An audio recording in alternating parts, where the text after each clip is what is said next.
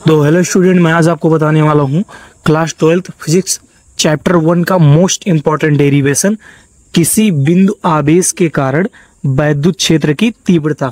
ठीक है भैया, तो अब हम इसको देख लेते हैं। ये क्या कह रहा है कि किसी बिंदु आवेश, तो यहाँ पर हम कोई बिंदु मान लेते हैं, कोई बिंदु आवेश प्लस क्यू।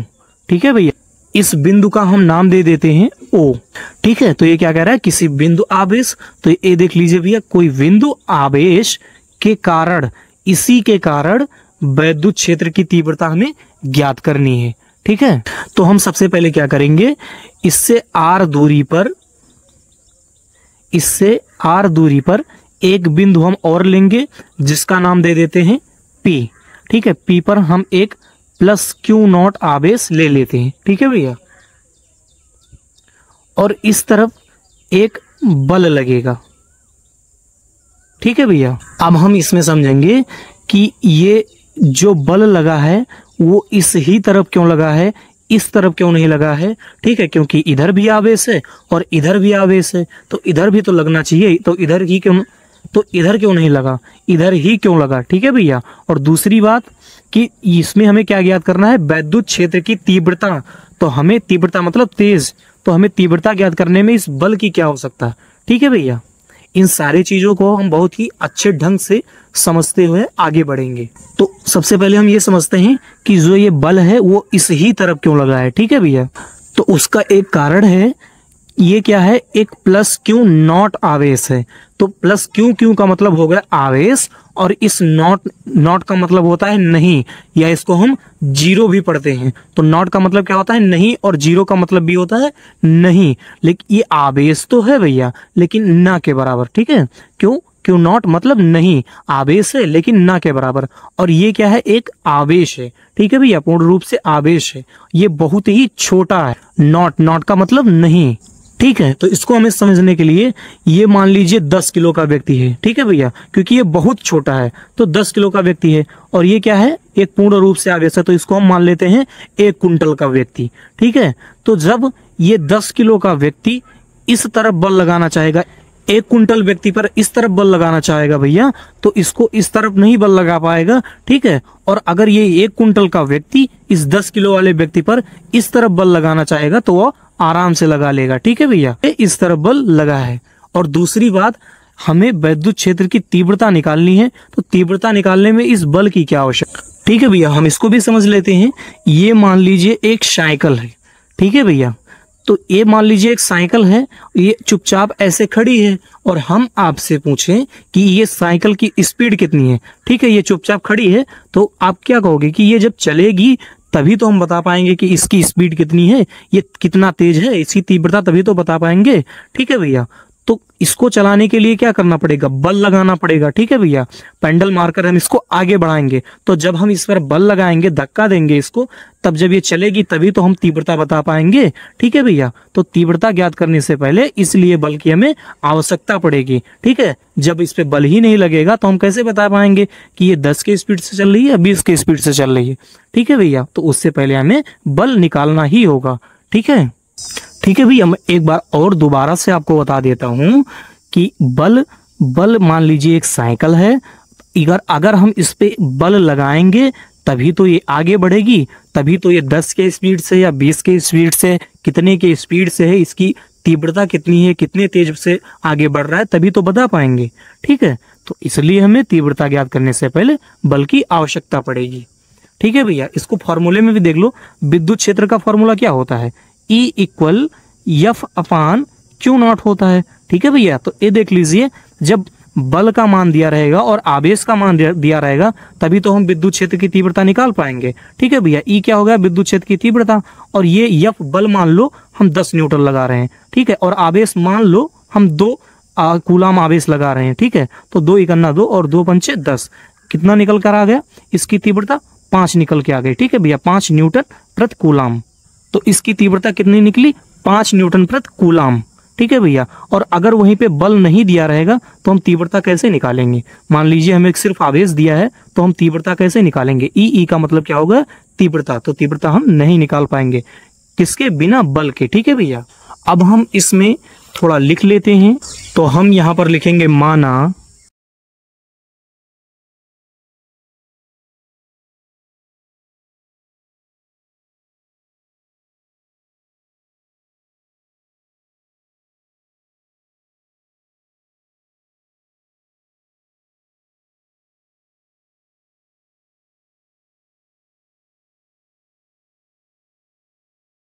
अब हम यहाँ पर देख लेते हैं हमने क्या लिखा है कि माना बिंदु O पर, ठीक है, प्लस क्यू आवेश स्थित है। ठीक है, तो ये क्या है, बिंदु, ये है बिंदु O पर प्लस क्यू आवेश स्थित है। बिंदु O से R दूरी पर, बिंदु O से R दूरी पर परीक्षण आवेश प्लस क्यू नॉट स्थित है। ये परीक्षण आवेश है, इसको हम क्या कहते हैं, परीक्षण आवेश क्यू नॉट स्थित है। ठीक है भैया, जिसका वैद्युत क्षेत्र नगण्य है। ठीक है भैया, इसका मतलब क्या हो गया, एक आवेश अपने चारों तरफ एक वैद्युत क्षेत्र क्रिएट करता है भैया, बनाता है। ये क्या कह रहा है भैया कि जिसका वैद्युत क्षेत्र क्या है, नगण्य है। नगण्य का मतलब बहुत ही अत्यंत छोटा, ठीक है, जिसको हम अपने आंखों से नहीं देख सकते हैं। ठीक है, इतना छोटा, नगण्य का मतलब हो गया बहुत ही छोटा। ठीक है, तो ये क्यू नॉट आवेश ही एकदम ना के बराबर है, एकदम बहुत ही छोटा है, तो इसका जो विद्युत क्षेत्र बनाएगा वो भी एकदम ना के बराबर ही बनाएगा। ठीक है, तो ये वही लिखा है कि जिसका वैद्युत क्षेत्र नगण्य है, मतलब छोटा है। ठीक है, तो ये आवेश ही एकदम ना के बराबर छोटा है, तो इसका विद्युत क्षेत्र जो बनेगा वो भी एकदम छोटा बनेगा। ठीक है, अब हम यहाँ पर लिखेंगे भैया, हमने क्या लिखा, कूलाम के नियम से। ठीक है, तो कूलाम के नियम का फॉर्मूला क्या होगा, F equal 1/4 pi epsilon naught into q naught upon R square. ठीक है भैया, ये क्या हो गया, कूलाम के नियम का फॉर्मूला हो गया। अच्छा भैया, यहाँ पर कूलाम के नियम का फॉर्मूला क्यों लगेगा, ठीक है, तो ये देख लीजिए, कूलाम के नियम में क्या बताया गया था कि दो स्थिर बिंदु आवेश। ठीक है, तो यहाँ पर भी क्या है, दो स्थिर बिंदु है, एक बिंदु ये, दूसरी बिंदु ये। ठीक है, तो दो स्थिर बिंदु आवेश, ये भी आवेश है और ये भी आवेश है। ठीक है, जिनके मध्य हमें बल की क्या करनी थी, उस पर गणना करनी थी।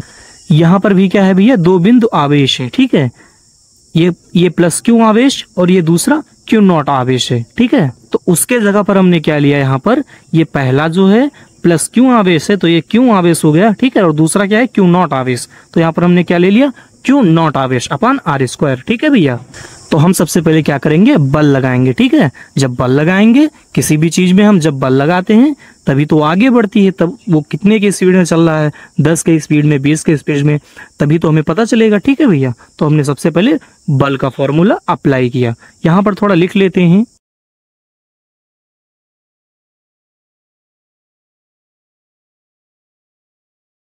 हमने यहाँ पर क्या लिखा कि धन परीक्षण आवेश प्लस क्यू नॉट पर लगने वाला बल। ठीक है, ये प्लस क्यू आवेश इस प्लस क्यू नॉट आवेश पर एक बल लगाएगा। ठीक है भैया, तो वही हमने यहाँ पर लिखा है। अब हम इसको थोड़ा ऊपर कर लेते हैं। अब हम भैया यहाँ पर लिखेंगे अतः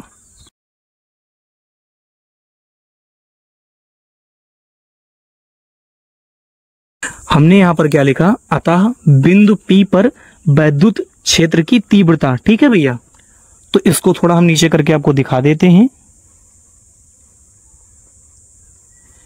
आप देख सकते हैं, यहीं पर हम ज्ञात करेंगे भैया कि ये जो प्लस क्यू नॉट आवेश पर कितना बल लगा रहा है और कितनी तेजी से लगा रहा है। ठीक है, तो इसकी तीव्रता हम ज्ञात, वही हमने यहाँ पर लिखा है, अतः बिंदु P पर वैद्युत क्षेत्र की तीव्रता। ठीक है, थोड़ा इसको ऊपर कर लेते हैं। अब हम यहाँ पर लिखेंगे वैद्युत क्षेत्र का फॉर्मूला। ठीक है, वैद्युत क्षेत्र का फॉर्मूला क्या हो जाएगा, E equal F upon Q not. ठीक है भैया, ये क्या हो गया, विद्युत क्षेत्र का फॉर्मूला हो गया। ठीक है, अब हम नीचे लिखते हैं E इक्वल इस F के स्थान पर हम इतना रख देंगे। ठीक है भैया, ये भी F है और ये भी F है, तो इस F का मान हम यहाँ पर रख देंगे। तो इस F का मान क्या है, 1/4 pi epsilon naught into q naught upon R square. तो 1/4 pi epsilon naught into q naught upon R square. ठीक है भैया, इसका हमने इतना यहाँ पर उठा के मान रख दिया है। अब क्या लगा है भैया, अपान, ये देख लीजिए, ये वाला अपान यहाँ पे लगेगा। ठीक है भैया, अब यहाँ पर लगाएंगे, नीचे क्या बचा है, क्यू नॉट, तो यहाँ पर हम रख देते हैं क्यू नॉट। ठीक है भैया, यहाँ पर हम नीचे एक मान सकते हैं, जी हाँ मान लीजिए, कोई दिक्कत नहीं है। अब हम इसको थोड़ा ऊपर कर लेते हैं, E इक्वल क्या है, 1 upon 4 pi epsilon naught into q naught upon R square. ठीक है भैया, हमने क्या किया, इतना 1 upon 4 pi epsilon naught into q naught upon R square यहां पर रखा। उसके बाद लगाते हैं गुणा। ठीक है, गुणा का चिन्ह, ये जो सबसे नीचे वाला है उसको गुणा का चिन्ह लगाकर सबसे ऊपर ले जाएंगे। 1 को क्या करेंगे, सबसे ऊपर ले जाएंगे। 1 कहाँ था, सबसे नीचे, और ये जो बीच वाला तीसरे नंबर पे है इसको हम यहां पर लाएंगे नीचे। ठीक है भैया, क्यू नॉट, इसको हम बेहतरीन ढंग से समझ लेते हैं। यहां पर लिखते हैं भैया 2/3/4। ठीक है भैया, 1 बटा लगा है, 2 बटा लगा है, ठीक है, और 3 बटा लगा है। तो यहां पर हम नीचे मान लेते हैं एक, जहां जिस तरीके से हमने यहां पर 1 माना था। ठीक है भैया, अब यहां पर हम लिखेंगे 2/, ये देख लीजिए 2/3, तो 2/3, उसके बाद हम लगाएंगे गुणा। ठीक है भैया, तो 1 upon 4 pi epsilon naught into q naught upon R square, वही हमने यहाँ पर लिखा है। उसके बाद लगाया है गुणा, तो यहाँ पर भी क्या लगाया है, गुणा। ठीक है, अब उसके बाद हम क्या लिखेंगे, सबसे नीचे वाला हम क्या करेंगे, गुणा लगाकर सबसे ऊपर ले जाएंगे। तो हमने ये क्या किया भैया, सबसे नीचे वाला गुणा लगाकर सबसे ऊपर ले आया। उसके बाद क्या है, तीसरे नंबर पर क्या है भैया, 4 है, तो तीसरे नंबर पर हम यहाँ 4 लिख देते हैं। तो तीसरे नंबर पर यहाँ क्या है, क्यू नॉट है, तो क्यू नॉट को हम क्या करेंगे भैया, अपान लगा के क्यू नॉट लिख देंगे। अब क्यू नॉट से क्यू नॉट कट जाएगा। अब यहाँ पर लिखेंगे E equal 1 upon 4 pi epsilon naught into, यहाँ पर क्या बचा, क्यू और 1, तो जब हम क्यू से 1 में गुणा करेंगे तो क्यू ही होगा। ठीक है, तो यहाँ पर लिखेंगे क्यू अपान, नीचे क्या बचा, आर स्क्वायर। ठीक है, क्योंकि क्यू से क्यू कट गया तो नीचे क्या बचा, आर स्क्वायर। ठीक है भैया, और यही हमारा हो गया विद्युत क्षेत्र के तीव्रता का फॉर्मूला। ठीक है भैया, इसका मात्रक होता है न्यूटन प्रति कूलम। ठीक है, तो धन्यवाद।